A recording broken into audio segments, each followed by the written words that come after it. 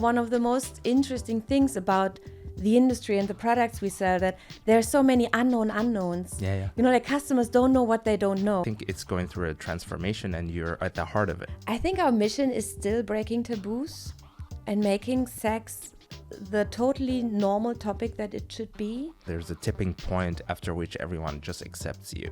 And and as long as you don't annoy other people with it, so you can just go on with whatever you believe in, right? And as whatever makes you happy. We want to do something for the people. It's not just selling, it's also about the confidence, and it's about normalizing to talk about sexual needs.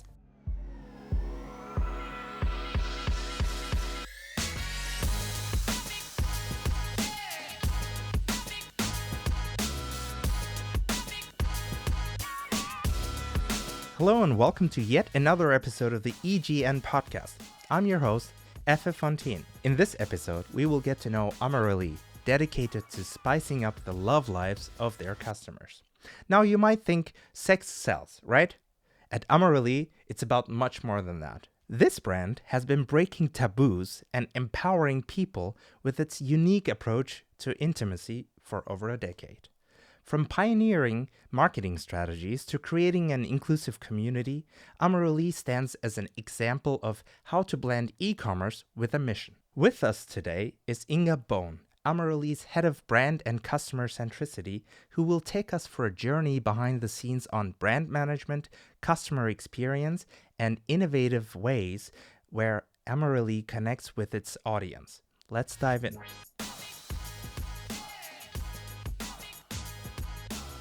Hi, Inga. Welcome to the show. Very nice to have you here today for this very, very unique episode that we're going to have today. We've had several experts in brand, for example, head of brand at Kleinanzeigen and several others in our podcast, but we haven't had adult toys or adult products in our podcast as a topic. So very excited to have you representing Amorelie. So please introduce yourself. Yeah, thanks for having me.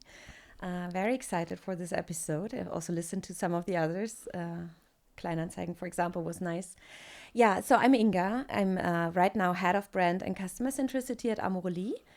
And before I joined Amorelie 4 years ago, actually my whole business life was about consulting. So I worked as a strategy consultant for 13 years overall, starting as an intern, finishing as a senior consultant. The agency is called Different with 3F, so it was a very special agency to me.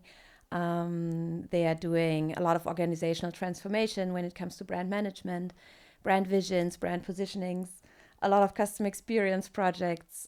So I think this is where I found my passion for brand and customer centricity at the same time and combining both.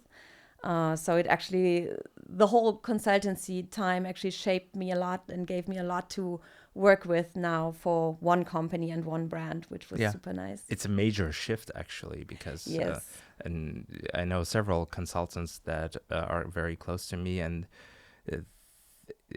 usually it's the other way around. You work at a company doing, I mean, the people I've got to know at least, and then they move on to consulting.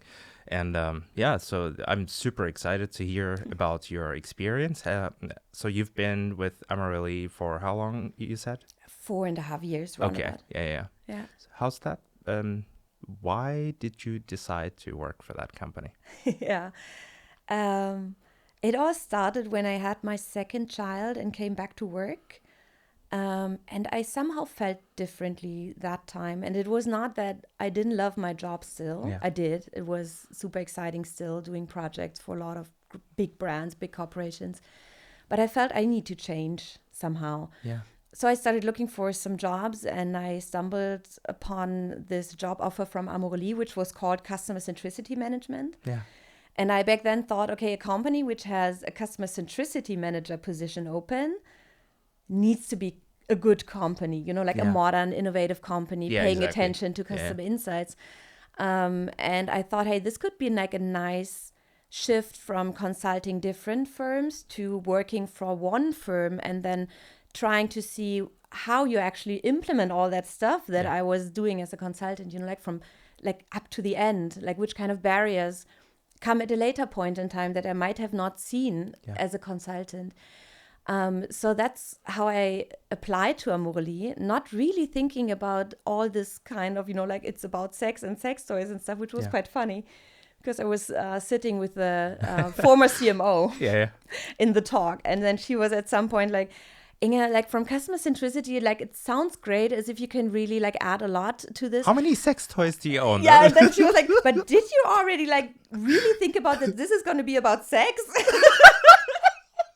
I was like, actually, no, but yes, of course. And then I started thinking about it because she was asking me, like, can you do it for a sex toy company? Because you will have to talk about sex with people. You can't just consult them on sex. You have to. Right. You have to really dig into it and find out what they want, what their frustrations are, what their preferences are, and think about how we can integrate it into our business that we do here, which is kind of a very specific industry that you're getting in.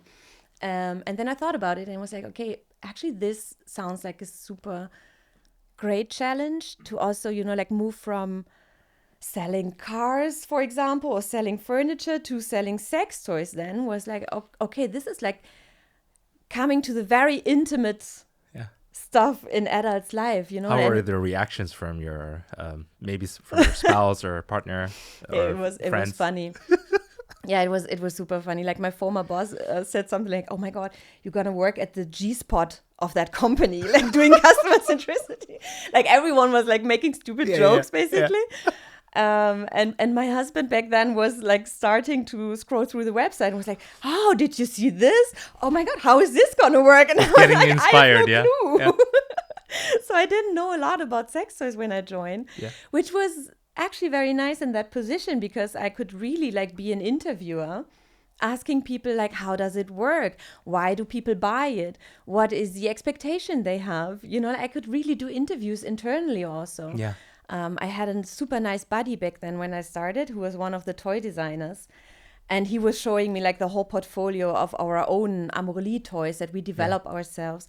And was explaining how this works, how that works, what they're going to do next. And I was like, oh my God, I'm entering a whole new world here. Yeah. I didn't know. And this is also like one of the most interesting things about the industry and the products we sell, that there are so many unknowns. Yeah. Like customers don't know what they don't know. So usually they would say, yeah, I'm quite satisfied with my sex life. It's nice. It's okay. But then they start diving into our portfolio and they're going to be like at some point in time, oh my God, I didn't know that. I didn't know that it could feel different. I didn't know that I could try something new. Yeah. And this is the spot where we want to go as a brand. It's super interesting. And I got a little curious and scrolling through the website. I also saw that you provide an annual sex report. Yes. And there, if I'm not mistaken, there I saw something like 45% of all people in Germany have never tried a sex toy or something. And just some statistic that showed me that the market is still, that it offers a lot of potential, Yeah. And then I started to think about the competitive landscape. Do you have a lot of competitors? How does the market look like? I'd say if we, like, it separates a little by, like, the old players, which would be like Beate Uhse and Orion. This is like what the 45, 50 plus people usually say first when they think about sex toys. They would point to those. And then we have Ice on the market, which I would say is our biggest competitor because in their approach, they have like more in common with us. Lighthearted communication, bright colors, showing a huge variety of things you could try. So I think this is the biggest competitor we have in the DACH countries. Yeah. And also there's a Swiss one, which is having a quite similar name to us, who was copying us from the start, basically, because when Amorelie joined the market, we started like a little revolution, basically 13 years ago, because we shaped the whole approach to sex toys back then. Everything, like before Amorelie joined, everything was rather dark, rather shady, more like from the male gaze. Yeah. And then Amorelie had the complete opposite approach. Very light, very colorful, very abstract toys that you wouldn't realize is like, it didn't look like a penis, basically. It looked like something very abstract. and was really catering to the young women's needs and making the entry barrier to sex toys super low compared to before. Yeah. You know, like before, you would always ask yourself, am I a person that goes into a shop like that and look for something? I can't picture myself in there. And then when we came, we offered like a nice entrance, you know, like we opened the door quite broadly to a very broad audience and inviting people into this world, which was not shady, not dirty, not feeling weird, but very open. Yeah. I remember during my student years, many years ago, I lived in New York, and there would be on Manhattan, there would be streets full of sex shops and everything, where like walking by, you would think like it's kind of a dodgy feeling, you know? It's I don't imagine myself going there, because right next to it, there's like I don't know, some random people in cabinets doing some Porn stuff. cinema. Yeah. So I also I have to say, I had the impression like, okay, sex toys are kind of affiliated with these dodgy stores, like what you walk into where you feel kind of strange. But yeah, as you said, I think it's going through a transformation, and you're at the heart of it. Yes. Yeah. So that's very interesting. And so you've started your job, and maybe you can walk us through some of the milestones that you've seen throughout the 4.5 years. Yeah. Actually, I started with a super big milestone, probably one of the biggest yet. When I joined, we felt that the brand is, from its positioning and also from its CI, it was a little bit, it was not at the heart of the time anymore. Yeah.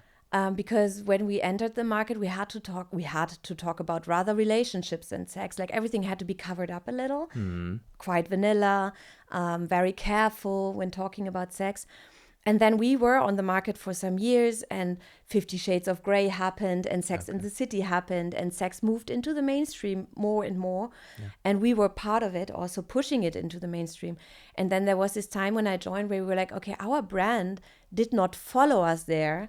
Now we have to think about how to move our brand into this new era of talking about sex and finding the next taboo, basically. So I was joining as a customer centricity manager back then, not responsible yet for brand. But from the customer insights perspective, I was able to jump in the middle of the repositioning process, where we did like a full rebranding process from relationships to sex, being more bold in our communication, more confident talking about sex. We changed our purpose to sexually fulfilled humans everywhere. So it had sex in it for the first time, not relationships, not only couples, but opening it up to a broader audience, male, female, younger, older, less experienced, more experienced. So that was a big shift for the brand. Yeah. We changed the whole CI to more confident colors, not that pastel anymore. We changed our style of photography. We changed the style, how we communicated, basically, giving people the feeling that it's totally okay to talk about sex. So I think what Amorelie is really able to do as a brand is being a conversation starter in society, talking about different things, like making things a topic, basically, and shifting them into the mainstream. But also when you look at relationships, or the relationship you have with yourself, that you allow yourself much more easy to think about, for example, masturbation, or a couple which is like together for like, let's say 10 years. Yeah. What can they change? What is there to explore? And we make it easier. We start the conversations on that because we call it by its name, basically. What is your mission? I think our mission is still breaking taboos and making sex the totally normal topic that it should be. Yeah. Because we think that knowledge about sex is leading to confidence, and confidence, sexual confidence, is leading to a happy sex life. Yeah. And a happy sex life is good for your health, for your mental health, for your physical health. It's something that should come supernatural to you, but there is still a lot of barriers which might hinder people to think about themselves as sexually free individuals. And this is what we still want to achieve. Yeah. It's also talking about your repositioning. Mm-hmm. You mentioned that you incorporated sex into the names and like the titles and stuff like this. I can imagine that you also face a little bit of censorship. Yes. Can you tell us a little bit about that? Yes. One of my favorite topics, actually.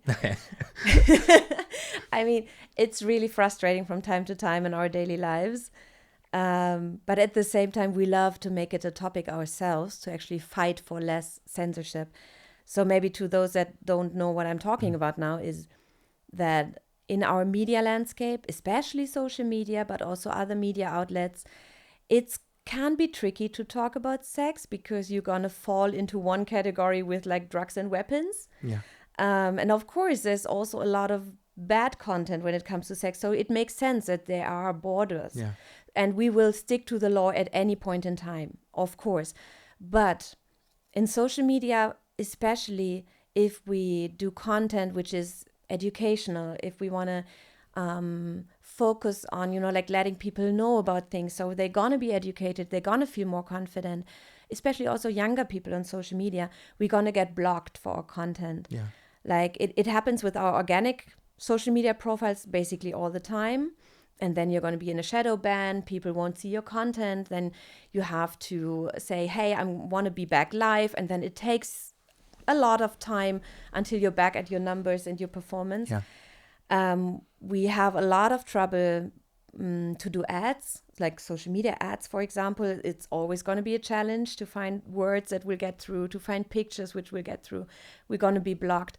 With out-of-home posters, we're going to be blocked from like certain cities sometimes, certain spots we want to book. They're going to be like, no, I don't want a sex brand. And then we always try to argue, like, hey, we are educational. We want to do something for the people. It's not just selling. It's also about the confidence, and it's about normalizing to talk about sexual needs. Yeah. We did, in Hamburg, we organized an event in Reeperbahn. Mm-hmm. And funnily, there was a terrace where people were going out to enjoy the sun. And right behind us, there was a famous brothel. And on the side of this building, there was a poster from you guys. Yay! So like our friends at some companies mentioned, hey, this building has such a history, and that's so smart to put it on there. And then I saw another poster. It's about like, hey, we don't want anything brown on the top or something. Yes. Like maybe bad translation, but it was about an anal shower product. So it was a nice word game. So for me, you guys are also quite bold, like stepping into the territory of like motivation against racism and all these like societal issues, and combine it with your mission. Yeah. Yeah, actually the nothing brown at the top poster. I think you guys have to look up like the German one, then you understand the wording better. Wie hieß das auf Deutsch? Nichts Braunes an der Spitze. Ah, okay. And it was a statement about racism with all the political things going on right now. Yeah. And we as a company for the first time actually made this big political statement, which was super important to us because we are a very, very diverse company. Yeah. We value every individual for who they are, and we would love our society to do the same and not think about excluding different people, certain people from society, basically, by voting for right-wing parties. So this is really true to our hearts and to our purpose, that we want to fight for diversity and inclusion and seeing the good about it here in Germany, especially. It's I think it's important, but then from a marketing perspective, I could also imagine that you have some pushback or some comments that from users that didn't. I mean, you are dealing with customer centricity, so how was the reaction from some users? It happens, yes, especially on social media. It happens. For the political statement, it was okay, but one of our biggest trigger topics we have, like, obviously it's a trigger for some people, is when we use gender inclusive language. We do that especially on social media, and it hurts sometimes to read through the comments and people will say, hey, I'm gonna unfollow you because I can't read that kind of language. So from time to time we make a statement and explain why we do it and why we think it's important to use inclusive language. And we will keep on doing so. But yes, there is pushback sometimes from the community also. I see that for many companies, you know, also even traditional companies like organizations like Sparkassen, for example, when they have a rainbow logo on social media, they get a lot of negative comments or anything like this. So it feels like the companies are in the forefront of this like shift to more inclusive language, even the traditional ones. Yeah, and I can see, like you mentioned, the Amorelie Sex Report. This is one of my favorite projects, which I took over from the start, and I'm doing it now for the 5th time next year. And people always ask me for like trends that I see in the data, because I'm now doing it for the 5th year. And one thing that I really realize is that the younger generations become more queer and queer open.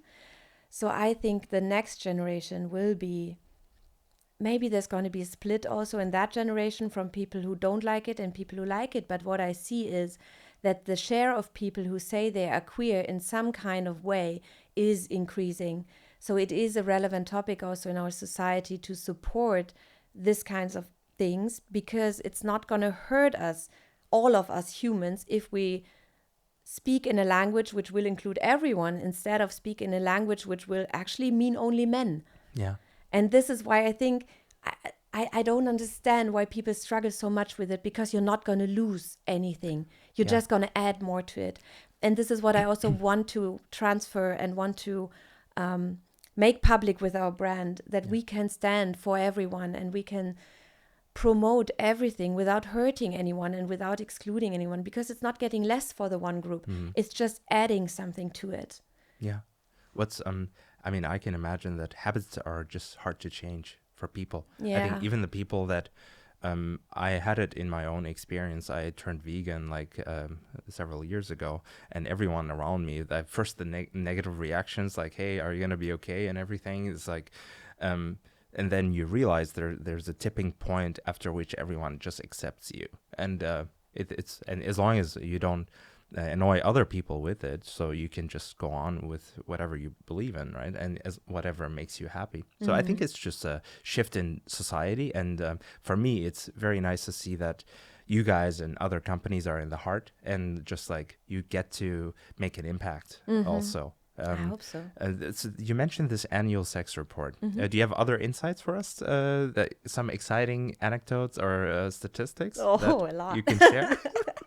A lot. I could talk forever about the sex report, basically. Maybe one insight that I like to quote, because it shows really well why a brand like us is relevant, is that if you look at the different frustrations of male and female, like people who identify as male, people who identify as female. Over the years, it didn't change that the biggest frustration for men is they want to have more sex. And the biggest frustration for women is sometimes they have sex, but they don't want to. Yeah. And this is something, if you look at it, like when we're now talking about like heterosexual couples, which is still a big majority, of course, this is something that people need to communicate about. So communication is key. If one person wants more and the other one doesn't want at that point in time, they have to talk. If they don't talk, the relationship is going to suffer, the sex life is going to suffer. So this is the point where we as a brand also try to come in with our products and say, hey, there's a nice box. Just take a weekend off, take a box from Amorelie, unpack it together. Maybe you don't even know what's inside. And then you can just try and test and spend some time with each other without any pressure, without any performance pressure, without any kind of expectation, wrong expectations maybe even that you have. And then you can also test, like where are your physical borders with each other? Where are your mental borders? What do you want to do? What do you not want to do? Is the most important thing to communicate. Yeah. And I think this is super interesting if you look at the sex report also. What you can learn about the challenges people have and how our products, with their playful way, because in the end it's toys, we call it toys, and that's basically what it does. It does make things playful. It takes out the seriousness of challenges that couples might have, or that also like women might have, because there's still a quite high share of women who never had an orgasm, women who never masturbate for whichever reason. And it's okay if they are educated and decide, I don't want to do it, But what I want to do is educate them first, and then they can make an educated decision if they want to do it and try it or not, and where they want to go. And this is, I think, what a playful brand like Amorelie can contribute. Yeah. Can you tell me a little bit about your demographics? Mm-hmm. So which age groups, what's the percentage allocation of female and male or diverse, and so on and so forth? Yeah, sure. It's quite interesting, actually, because when I joined the company, of course, one of my first questions as customer centricity manager was, who's your customer? Yeah. And back then, I often got the answer, I think they're female between 25 and 35. So they were actually still communicating the initial target group of the brand when it was founded. But like 11 years ago. Right. Yeah. 13? 11. No, yeah. 11. 2013, okay. Yeah. So 11 years ago. And it wasn't really updated, the knowledge. So I deep dived into the data and so, okay, actually, there are a lot of men also.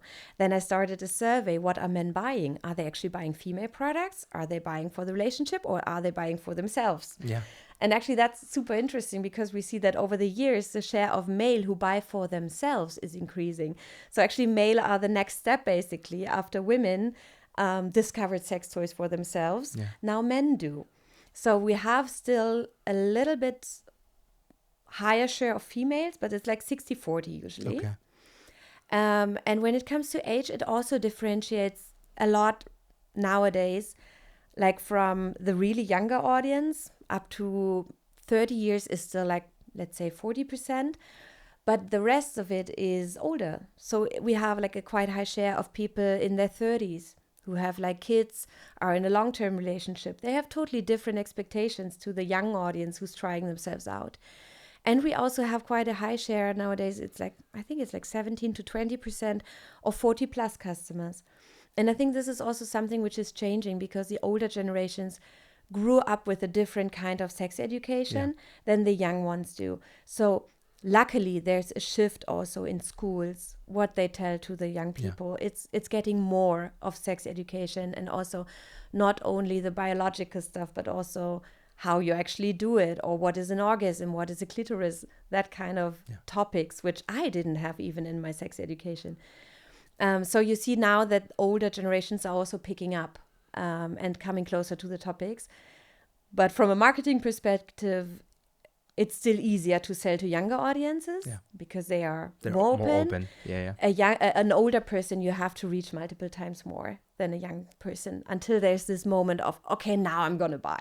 Inga, yes. What do you think is the most typical pattern where, let's take the older, a bit closer audience? What's the moment where they say, hey, you know what, I'm going to try it out? Or like, what's the customer journey like? Can you walk us through a little bit? So in the minds of those people that finally make the decision to buy a sex toy product or some other products from you guys. Mm-hmm. It's quite interesting because I was talking about unknowns already. So most of the time people say, I'm satisfied, I'm not frustrated. Usually if you have, especially startups nowadays, there's a frustration at the starting point and you want to solve the frustration. For us, it's rather triggering the idea of something new. So put something on top, basically. So that's why the start of a customer journey can take some time. It's not going to happen very quickly. It's going to take more than one touch point, probably more than 10 even, before they have this moment of, I'm now going to click the buy button. So this is why we offer a lot of content around sex before people might even come to our shop. So for example, our social media is super important for us because people might look for some information and inspiration first. Yeah. They might hear about squirting and will be like, okay, what's squirting? Oh, that's interesting. They might gonna find our profile. They then might come to our own corporate podcast we have where we maybe talk about squirting, and then they're going to get into the topic and they're going to be like, oh, this is interesting. Maybe there is new to the whole topic as I thought there is. And then there might be a point where they start exploring in the shop, but probably they have to explore several times until they really find out what they want. Yeah. Because for sex toys, in the beginning, you have no clue what actually which one does. Yeah. Like if you start exploring, they're going to be weird shapes. They're going to be forms where you're going to be like, where did this go? And you're not going to get it at first. So what is super interesting is when it comes to our customer journeys, we have to find points where we try to explain to the people how to use it and which kind of experience it will deliver. If it's going to be clitoral, if it's going to be vaginal, if it's going to be anal, if it's going to be used as a couple or single, or, like, what do you even want? Yeah. And then they have to decide, okay, which kind of complexity of a toy is it what I'm looking for? If people already have a usual vibrator, if they have already maybe a couple toy, if they maybe had an advent calendar in the past, then I can show them like complex toys with like, I don't know, 10 vibration modes, with like a weird shape, with a toy that you can use during couple sex, which is always going to be complicated at first, like where to put which, I don't know. Yeah. Then we're going to have illustrations, for example, which should be nice to look at and not, like make you feel weird looking at it. Yeah. I think it's super important, this educational element. And like, how do you introduce these thoughts into a partnership? Like, hey, sweetie, I want to squirt now. Like, I don't know, you know what I mean? So like, hey, I just, you come home with several boxes of sex toys and let's get to it. I think especially like for more close couples, it might take a lot of exposure, a lot of educational content. I saw on your website that there's like a tool to guide the person through, like, let's say you're buying a toy for your partner or for yourself. Yeah. There's a toy, there's a tool that guides you through the steps or something. Toy finder, yeah. Toy finder. Yeah, that found it very interesting and quite creative also. For me, also interesting to understand the allocation of the channels that you have. Like you mentioned social media, you mentioned offline. Maybe can you tell us a little bit about the marketing mix? How is it divided among those channels? You mentioned the issue of censorship. Where do you see the most freedom that you can enjoy and that you can really think like, what's your most successful channel that contributes to return on investment? At Amorelie, we have two marketing teams, actually. One brand marketing, one performance marketing. I think some companies do, but not everyone, where it's separated. So I have one counterpart, so to say, which is head of performance marketing and on-site marketing. And we work very closely together to make like a really well-equipped funnel in the end. So we have to do a lot of brand marketing to set that trigger I was talking about, like to plant this idea of maybe a sex toy in the heads of the people. So this is my turf, basically, where I come in with brand marketing. Super important is mass media still. So video spots, video advertising. We do a lot of digital now because you can target it better. Actually, the most, the best environment for us is reality TV. Yeah. That works super well. For example, The Bachelor or Bachelorette, all that kind of dating shows, that works super well for our product. Out of home is becoming more important. I always like to say, like, out of home is what the cool kids do. I think if you really can manage to create great posters, it's going to catch a lot of attention. So this is a good way for us also. Social media is important. PR is still important. And not only classical PR, but we love to combine it with brand partnerships. Because not only the media outlet is going to talk about us, but also the partner brand, which is super nice because you gain reach through their audiences. And it's super nice for us because you might reach people with our topic who might know us, but didn't really pay attention. But if a brand that they follow see like, oh, they're cooperating with Amorelie, that's nice. Amorelie, oh yeah, I've heard about them on television like years ago. And then you plant that idea and you might reach people in a very unexpected moment, which is good. You ask them where they found you or where they got accustomed to you for the allocate attribution. Yeah. And then we pick them up, of course, with display ads. We pick them up with Google.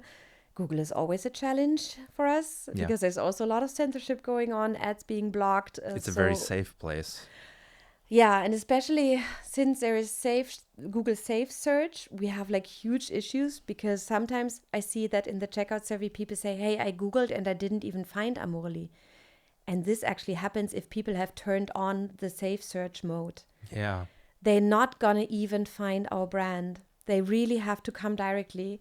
And this is so important that we do brand marketing, because if people know Amorelie, they can type it in directly. They don't have to go via Google. But of course, we also have to catch those who don't, where we have to win the fight actually against competition. So of course, we do a lot there also, like experimenting with different ways how to get through and around censorship. Yeah. Have you had some initiative that you started or pushed that massively failed? Some fuck up in the past? Some fuck up. Let me think about it. What was really a fuck up?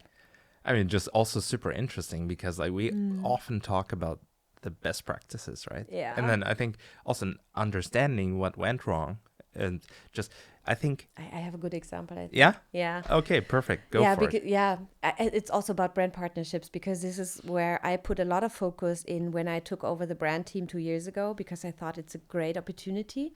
So we tested and tried and learned.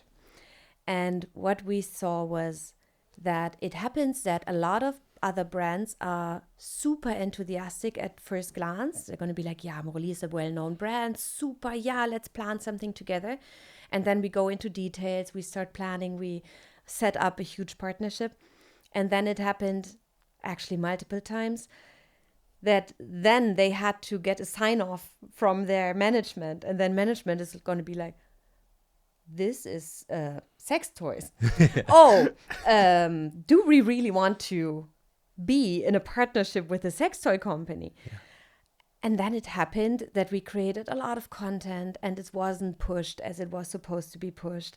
And then it's so sad because you put so much effort in it.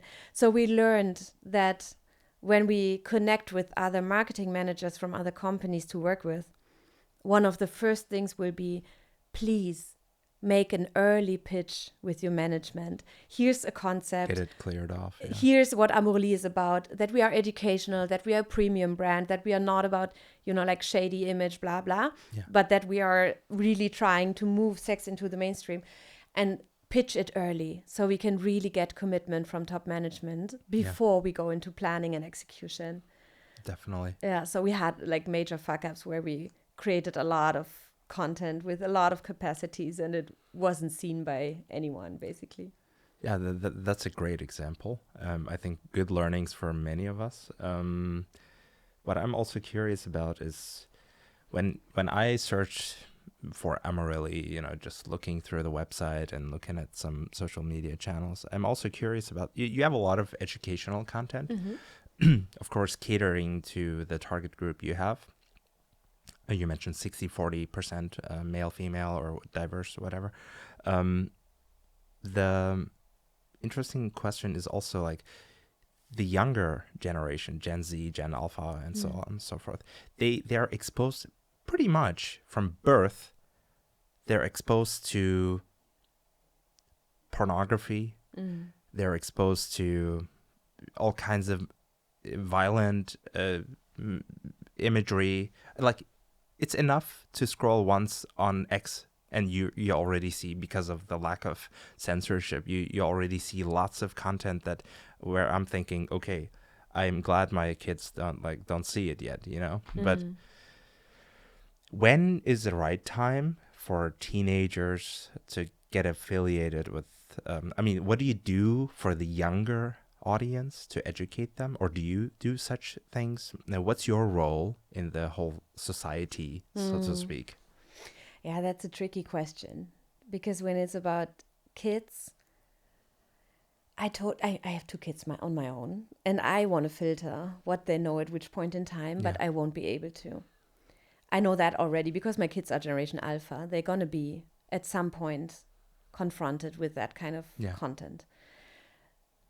I'd say the best you can do is offer them, at that point in time when it's going to happen, offer them serious, reliable content that will give them more context to what they're going to see on other platforms or in other moments of time. So if they already understand the basic principles of consent, for example, they might not be as shocked when they see some kind of obviously non-consentful porn, for example, and they hopefully then have this background of, no, this is not how it should work. It should work with consent from both parties, for example. So I think we as parents and the parents out there have to be early, making it a topic, answering the questions, being there, being open. And a brand like ours, now like moving from a personal level as a mother to what we can contribute as a brand, is if we manage to show to the world that our content is not only about how to have the best pleasure, but also how you respect others, what you need to know about your body, what you need to know about sexual practices, what can happen, what is dangerous, what is not. If we can manage to also provide that kind of content, I hope that we are going to be a reliable source for them. So if they might see us on TikTok someday, it's not going to be hurtful for them. Yeah. I'm really sure that what we do on TikTok, what we do on Instagram, what we do on our podcast, for example, what we talk about, this is not going to hurt them, but it's going to provide them more context to anything else they're going to see about sex, which is not going to be so carefully curated as we do it. Yeah. What's the name of your podcast? It's called Ich hab noch nie. Never Have I Ever. Never Have I Ever in English. Yeah, it's a German podcast. Two of my wonderful team members do it. I think this is also very important when it comes to Amorelie, that we don't hire external people to do our communication. We are behind it. So it's two of my team members doing our podcast. It's two of my team members on TikTok, on Instagram, being our faces. We don't hire external promoters, basically, but it's us. We don't have an external customer service. It's us. Yeah. So whenever you're going to talk to Amorelie, it's going to be us. It's not people we hire. So this is how we also try to bond with the communities and show ourselves and build a trustful relationship. What I found very impressive is that Steve Jobs once said, on the internet, you can look as big as a huge corporation. You know, for brands, if you do the right things, you can look super big and like massive, you know, on the internet. And when I visited your website and the channels, I have the feeling that I think like 500 people work on this, you know. It's like it looks like huge in terms of all the categories that you have. I don't know how many SKUs you have, just roughly. It's probably like 10 to 15,000. Yeah, 10, 15,000. Not sure. Maybe my on-site team is gonna. No worries. But like, how many employees do you have actually? Yeah, so at Amorelie, like people who only work for Amorelie is 60 people. And this is, that actually comes as a surprise to some people, because throughout the years when we were quite big on television, people think we are quite a big company. But the other half of the truth is that there's also a holding in the Netherlands, and some functions are shared functions because we have like sister companies in other countries. So we can also exchange manpower from time to time, but also exchange on campaigns and content and stuff like that, which also makes it easier at some point because they are fighting the same challenges basically in other countries, and we might then learn from them, they learn from us. Yeah. I have a personal anecdote that I also want to share. Which is a bridge that I want to build to your sales channels, because walking through Karstadt several years ago, I saw the Christmas calendar from Amorelie. So I thought, yeah, that's funny. So we just bought this. But then I started thinking about, like, if I were to order something from you guys online, most of the time the packages, like in our house, like most of the time I'm not home, so the neighbors take it. And I just imagine this situation. I go to a neighbor and say, hey, Efe, here's a package. Oh, those are my sex toys. Thank you. So like from then on, I've become a customer. So it's I think also even the package, everything has this like funny, witty, creative vibe to it. So I think you guys are doing a good job. So that's my feedback as a customer. But then again, the question is, like, you have e-commerce, you have a website. I think it's open source, or I don't think it's a standardized software, right? So nothing like Shopify or anything. Do you work with an agency, or do you have internal teams that manage this? Or do The you shop? know? Yeah. The shop platform is actually created for multiple countries. Yeah. So we are using the one, In-house. in-house. And then you have like e-commerce, as I said. You have DM Yes. as a sales channel. I think this is also, like, as I said, I came across this product, I think, in Karstadt. I'm not even sure, but I think so. Maybe DM could also be. So what's the allocation? Like, how many % of the customers come across you guys online through the website? How many go through these B2B partners? Can you say a few words to that about that? The majority of sales actually comes through the website. Yeah. And I think the point why is discretion, because you can shop anonymously. You don't have to, I mean, of course, at some point you have to put in your name and stuff, but the package is going to arrive without saying big time Amorelie on it. So it's going to be discreet. It has the Smith Toys branding on it. No, it's actually just a brown paper box. Yeah. You wouldn't realize what's in it. And this is still important. Like, at some point, we actually brainstormed that we would love to put Amorelie on it to make people proud shoppers of Amorelie, but the majority doesn't want that. Maybe so one day. Didn't. Maybe one day. Yeah. Or maybe we give a discount to those who buy the branded box. Maybe Good that's idea. nice. But complex to set up. And then a smaller share is coming through B2B partners, DM, Rossmann, Beeper, also, like bigger chains like Karstadt we had in the past. That's true. And also marketplaces. Amazon, of course, the biggest one. Yeah. And this is, like, especially Amazon, we see that we have to be there because some people like this very easy journey of just buying everything under one roof. So we are also at Amazon. But how about the censorship problem? I could also imagine they have strict guidelines. Amazon doesn't. Doesn't? No. If you look for sex toys at Amazon, ours is going to be like the nicest appearance, and there's going to be so much other stuff. Yeah. And this is also, unhealthy plastic or all kinds of things. And from a customer journey point of view, I think this is the environment at Amazon.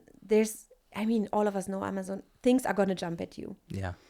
And this is what doesn't happen in our shop.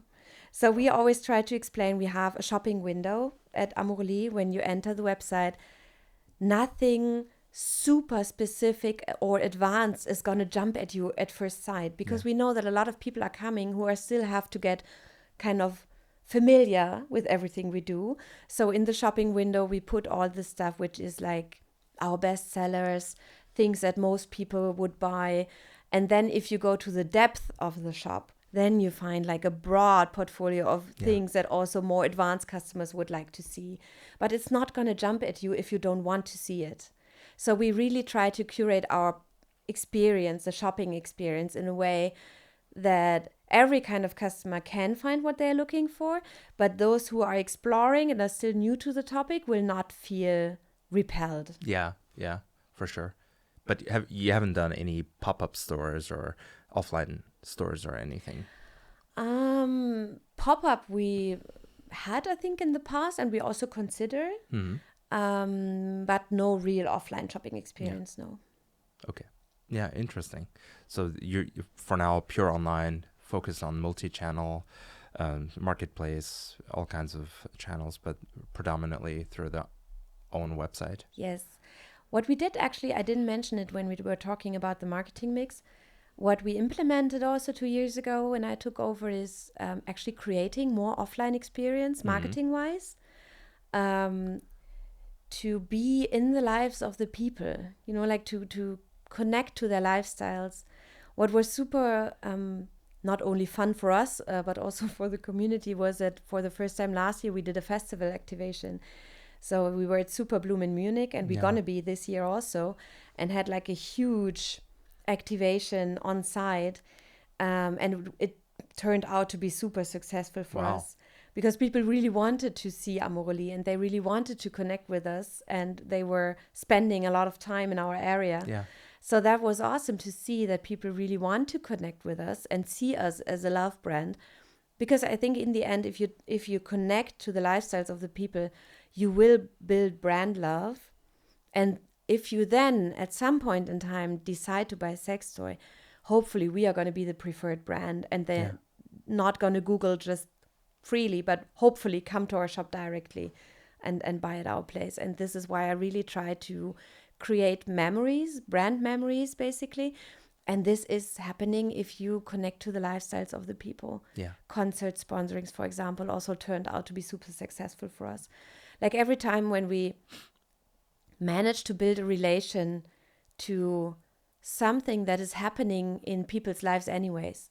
Also, our creator marketing approach, I didn't mention creators also, but this is going into the same direction. Like a few years ago, we were super big with performance approach when it came to creator marketing for many other e-com brands as well, right? Like you pushed out a lot of things and then everyone was selling your shit as it jumped, like it was skyrocketing. Yeah. But this has also changed. Like it doesn't work for a lot of e-commerce companies anymore because also people are kind of like saturated with creators pushing a lot of products at them. So we changed our approach also when it comes to creator marketing into brand building. So we use them and we build creators as our brand ambassadors. So we build relationships to them. We want them to want to talk about us because they like us. And this is what works out super well also, that the creators really connect to our brand and to the values we stand for. And then at some point, of course, they're going to have a voucher code for their community. But before that, we're going to share topics. We're going to connect with topics that are important to the creator also.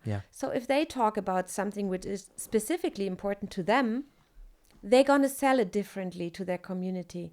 And then we can connect with the audience. I think it all makes sense when you hear this conversation from the beginning, because it's all about a transition that we're all going through, where we're getting more open. And then we have people we trust online.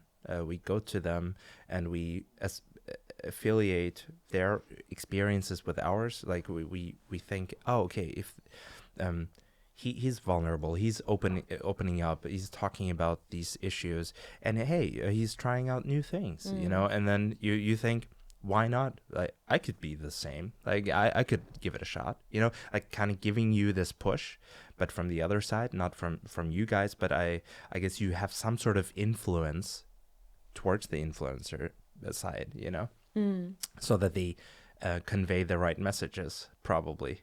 And it's kind of I can imagine it can be a challenge to control this also, because it's at the end of the day, you have to let go. How they end up pitching this, you cannot decide. Actually, we got so much more, like our briefings are so open nowadays. Like we might say, hey, this is a campaign we're doing right now. It's about this and that. But then they are free to find their own story angle. And I remember a few years ago, like we basically kind of, I don't know, scripted what they should say. But that doesn't work anymore nowadays. Like authenticity on social media became so important that people don't believe the creators anymore. So we want them to find their own story connecting to us. And this works. We can see it. Like people even comment, oh my God, this is the best ad I've ever seen. And we are going to be like, oh my God, this is so... I think it's also the long game, you know. If I were to be an influencer, which I am for e-commerce, I think people come to you with a certain expectation. Hey, when Efe says something, there has to be some sort of background knowledge or like thought put into it. It's not the moment you pitch all kinds of different random products just for the money, I think you end up in a situation where you lose your credibility. You know what I mean? So I totally get your point about authenticity, right? So pretty much this is the only reason, and this is also people willingly pay using these voucher codes to just go for it because you trust them. Trust is big, right? That being said, probably it's a good idea to also talk about the next steps. What's the next big thing that you guys are working on? Oh yeah, right now it's so funny because now it's getting hot, and what we are doing is working on the advent calendar season. Yeah, I'll be buying one. Good. So there are new ones coming, probably end of September. And now we are preparing like heavily for it, like the on-site experience, how to explain the calendars, what to show about it, how to promote it, how to, I don't know, recommendation videos, because it's a big product, right? People spend a lot of money. So we are trying to explain very well why they should spend that money and what it offers in terms of an experience. Yeah. And together with that, we're going to launch a new brand campaign also, which is one of my biggest projects right now. Okay. It's going to be funny, hopefully. So we're trying to, like most of the time we are taking, as I said, the topic of sex very seriously and want to educate, but at some point it also has to be funny. Yeah. Because in the end, sex is fun. Yeah. So we're working on a nice approach right now that hopefully makes people smile a little bit. Fantastic. And I think we almost always end up with a question, given your background, your experience with Amorelie. We have some smaller e-com brands and smaller merchants that watch this and that want to be just as successful as you guys are. Do you have some do's and don'ts for them that you can share based on your experience and in this particular vertical where you guys are? Some advice for the smaller e-com players? Of course. I'd say never lose touch with your customer base, because it tends to happen if a startup especially is growing and is in a scale-up phase. It happens that people lose touch and then they're going to be like, okay, what are we doing this for again? So always read feedbacks, do it personally, like everyone, also leaders need to read customer feedback to see where they're at and what is happening out there. Yeah. This would be my first tip. Second tip would be connect to the lifestyles of your audience. Look where they are in their time, in their leisure time, like especially where they have fun, where they are in a good mood. Yeah. And then try to find your touch points there. And I think the last one, this is probably, it's our industry, but it's actually also opening up to every kind of company. Be creative with, like workarounds, basically. I think this is something that Amorelie had to learn because of the censorship topics, but it's super important for every kind of company to stay agile, to stay open, to stay flexible, and not only do stuff which you can perfectly measure with your data. Yeah. Because if you do that, you will never gonna test new things because you're not gonna have the data yet. Yeah. And this is something where you need strong leaders for, because in the end, you need to have a good argumentation and a case why you want to try it, although data proof is not there yet. Yeah. And this becomes more tricky the bigger you are as a company. So never be that heavy corporate monster that never tries out anything, but no matter how big you grow, try to stay flexible and try to stay bold. I love it. Try to stay bold. I think that's a wonderful way to end this conversation. Good message. And Inga, thank you so much for being with us in our studio in Berlin and sharing with us your experience, your challenges, and your successes at Amorelie. I truly enjoyed this conversation and looking forward to meeting you next time. Aww, thank you so much for this very nice conversation. Thank you for tuning into this episode of the EGN Podcast. If you found our discussion insightful, don't forget to give us a thumbs up, subscribe to our channels on YouTube, Spotify, and Apple Podcasts. Your support helps us grow and improve our content. See you next time.